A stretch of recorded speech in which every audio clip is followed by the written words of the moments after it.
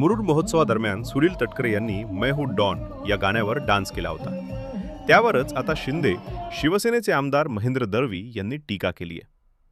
स्वतःला डॉन म्हणणाऱ्यांना निवडणुकीनंतर योग्य उत्तर देऊ असा थेट इशारा त्यांनी दिलाय. आयोगाच्या माध्यमातून वरिष्ठांचा सन्मान करून आपण खासदार निवडून देताना सगळ्यांनी एकीचं बळ दाखवलं.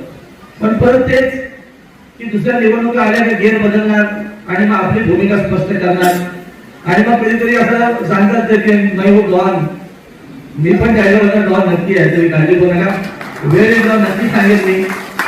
आपला आलेख तर वाढत चाललाय, 100% वाढत चाललाय. मग माझी खात्री आहे की येणाऱ्या जिल्हा परिषद निवडणुकीमध्ये 100% भगवा फडकवणार. आणि एक तर आपले आमदार आणि मंत्री भरत शेठ यांची एका साईडला ताकद आहे, पलीकडच्या साईडला आमच्या महेंद्र थोडी ताकद आहे, दक्षिणमध्ये माझी ताकद आहे भागामध्ये.